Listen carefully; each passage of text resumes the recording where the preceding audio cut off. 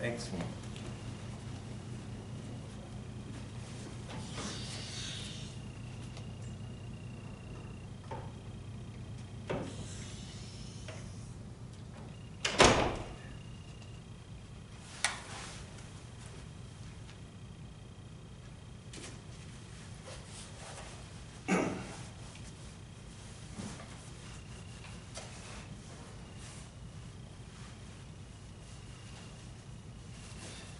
Hello, welcome. I'm Chaplain Harold Epley, and you are tuned in for our weekly Bible study here at East Castle Place. And we are continuing again this week, reading from the book by Max Lucado entitled Traveling Light.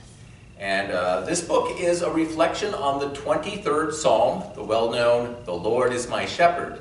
And so far, we've read the first 3 chapters. I am up to chapter 4 today, and this is entitled The Prison of Want, subtitled The Burden of Discontent. And I hope you've been enjoying this. I think Max Lucado is a wonderful writer, has a great sense of humor, has a lot of beautiful images that he uses, and a way of helping us look at the scriptures in ways that really speak to our lives today. So I hope you're enjoying this and that you're gleaning something from it. Today, we continue with the first verse of the 23rd Psalm, "The Lord is my shepherd," and he's going to focus on that last part of that verse, which is, "I shall not want." And again, he's titled this, "The Prison of Want." Come with me to the most populated prison in the world. The facility has more inmates than bunks, more prisoners than plates, more residents than resources. Come with me to the world's most oppressive prison. Just ask the inmates. They will tell you they are overworked and underfed. Their walls are bare and the bunks are hard. No prison is so populated, no prison so oppressive, and what's more, no prison is so permanent. Most inmates never leave. They never escape. They never get released. They serve a life sentence in this overcrowded, under-provisioned facility. The name of the prison? You'll see it over the entrance. Rainbowed over the gate are 4 cast iron letters that spell out its name. W-A-N-T. The Prison of Want. You've seen her prisoners. They are in want. They want something. They want something bigger, nicer, faster, thinner. They want. They don't want much, mind you. They want just one thing. One new job, one new car, one new house, one new spouse. They don't want much, they just want one. And when they have one, they will be happy. And they are right. They will be happy. When they have one, they will leave the prison. But then it happens. The new car smell passes. The new job gets old. The neighbors buy a larger television set. The new spouse has bad habits. The sizzle fizzles, and before you know it, another ex-con breaks parole and returns to jail. Are you in prison? You are, if you feel better, when you have more, and worse when you have less. You are if joy is one delivery away, one transfer away, one award away, or one makeover away. If your happiness comes from something you deposit, drive, drink, or digest, then face it, you are in prison. The prison of want. That's the bad news. The good news is you have a visitor. And your visitor has a message that can get you paroled. Make your way to the receiving room. Take your seat in the chair and look across the table at the psalmist David. He motions for you to lean forward. "I have a secret for you," he whispers, "the secret of satisfaction. The Lord is my shepherd. I shall not want." David has found the pasture where discontent goes to die. It's as if he is saying, what I have in God is greater than what I don't have in life. You think you and I could learn to say the same? Think for just a moment about the things you own. Think about the house you have, the car you drive, the money you've saved.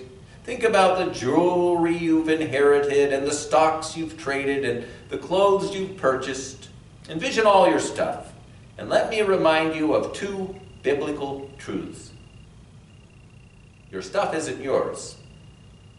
Ask any coroner, ask any embalmer, ask any funeral home director. No one takes anything with them. When one of the wealthiest men in history, John D. Rockefeller, died, his accountant was asked, "How much did John D. leave?" The accountant's reply, "All of it." Naked a man comes from his mother's womb, and as he comes, so he departs. He takes nothing from his labor that he can carry in his hand. So says the book of Ecclesiastes, chapter 5, verse 15. All that stuff, it's not yours. And you know what else about all that stuff? It's not you. Who you are has nothing to do with the clothes you wear or the car you drive. Jesus said, life is not defined by what you have, even when you have a lot. You can look it up, Luke 12:15. Heaven does not know you as the fellow with the nice suit, or the woman with the big house, or the kid with the new bike. Heaven knows your heart. 1 Samuel 16:7 says, the Lord does not look at the things that man looks at. Man looks at the outward appearance, but the Lord looks at the heart. When God thinks of you, he may see your compassion, your devotion, your tenderness, or quick mind, but he doesn't think of your things. And when you think of you, you shouldn't either. Define yourself by your stuff, and you'll feel good when you have a lot and bad when you don't. Contentment comes when we can honestly say with the Apostle Paul, I have learned to be satisfied with the things I have. I know how to live when I'm poor, and I know how to live when I have plenty. Philippians 4:11 and 12. Doug McKnight could say those words. At the age of 32, he was diagnosed with multiple sclerosis. Over the next 16 years, it would cost him his career, his mobility, and eventually his life. Because of MS, he couldn't feed himself or walk, and he battled depression and fear. But through it all, Doug never lost his sense of gratitude. Evidence of this was seen in his prayer list. Friends in his congregation asked him to compile a list of requests so they could intercede for him. His response included 18 blessings for which to be grateful and 6 concerns for which to be prayerful. His blessings outweighed his needs by 3 times. Doug McKnight had learned to be content. So had the leper on the island of Tobago. A short-term missionary met her on a mission trip. On the final day, he was leading worship in a leper colony. He asked if anyone had a favorite song. When he did, a woman turned around, and he saw the most disfigured face he'd ever seen. She had no ears and no nose. Her lips were gone. But she raised a fingerless hand and asked, "Could we sing, 'Count Your Many Blessings'?" The missionary started the song, but couldn't finish. Someone later commented, "I suppose you'll never be able to sing that song again." He answered, "No, I'll sing it again, just never in the same way." Are you hoping that a change in circumstances will bring a change in your attitude? If so, you are in prison, and you need to learn a secret of traveling light. What you have in your shepherd is greater than what you don't have in life. May I meddle for a moment? What is the one thing separating you from joy? How do you fill in the blank? I will be happy when blank. when I am healed, when I am promoted, when I am married, when I am single, when I am rich? How would you finish that statement? Now, with your answer firmly in mind, answer this. If your ship never comes in, if your dream never comes true, if the situation never changes, could you be happy? If not, then you are sleeping in the cold cell of discontent. You are in prison, and you need to know what you have in your shepherd. You have a God who hears you, the power of love behind you, the Holy Spirit within you, and all of heaven ahead of you. If you have the shepherd, you have grace for every sin, direction for every turn, a candle for every corner, and an anchor for every storm. You have everything you need. And who can take it from you? Can leukemia infect your salvation? Can bankruptcy impoverish your prayers? A tornado might take your earthly home, but will it touch your heavenly home? And look at your position. Why clamor for prestige and power?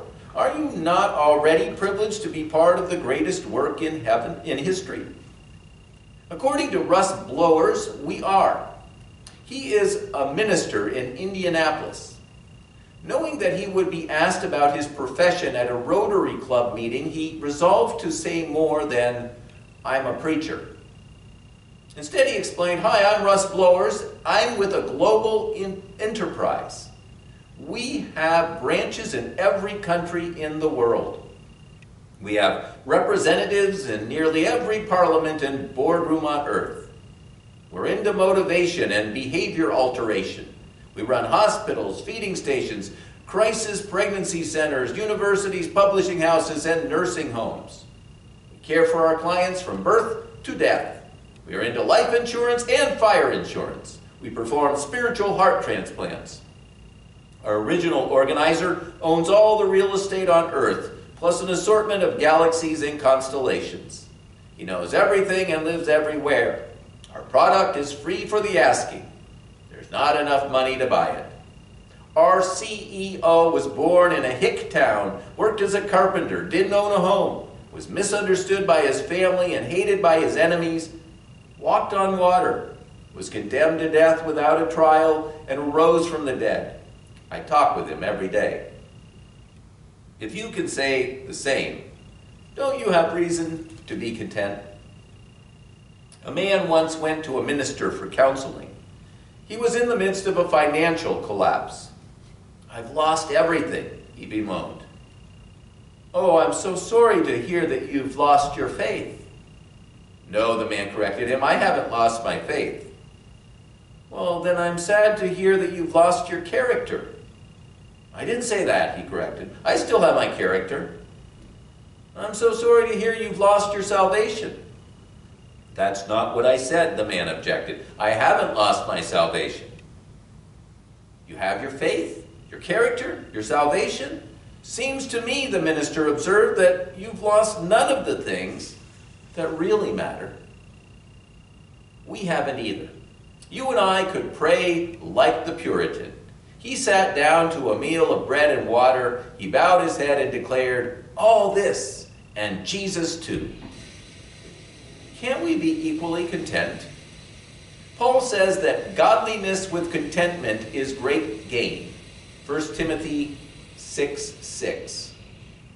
When we surrender to God the cumbersome sack of discontent, we don't just give up something, we gain something. God replaces it with a lightweight, tailor-made, sorrow-resistant attaché of gratitude. What will you gain with contentment? You may gain your marriage. You may gain precious hours with your children. You may gain your self-respect. You may gain joy.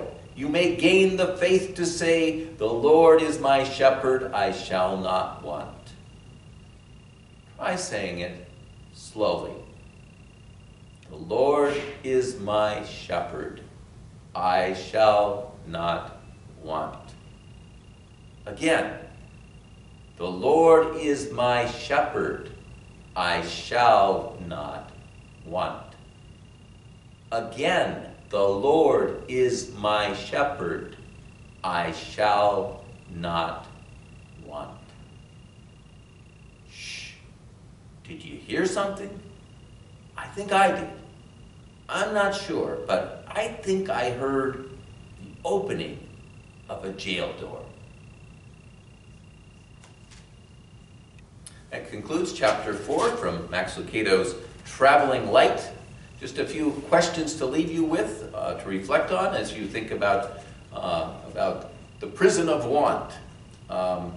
And first question here is just, are you in prison? Are you in the prison of want? Are there things you're thinking you have, that you think you need to have in order to feel contentment in your life? Things that you think are missing, and if you had them, then life would be better. And of course, he makes the point that those things don't bring the contentment. You already have what you need for contentment if you have the Lord as your shepherd. So take some time to think about that. Also, question here about filling in the blank, where he says, I will be happy when blank happens. When I'm healed, when I'm promoted, when I'm married, when I'm single, when I'm rich. How would you finish that statement? I will be happy when blank.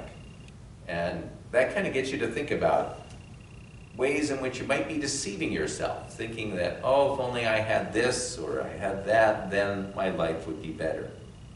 Another question, can you say that what you have in God is greater than what you don't have in life?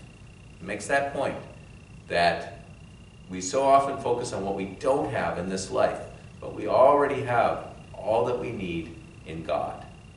So think about that, and think about the truth of that for your life. Think about times when maybe you've experienced that truth in your life. Going to continue again next week with the 5th chapter, and we're kind of moving slowly through the 23rd Psalm. The next chapter will be entitled, I will give you rest. So we'll be moving into the 2nd verse, he makes me to lie down in green pastures. Wish you all a wonderful week. God's blessings. See you again next week. Peace be with you.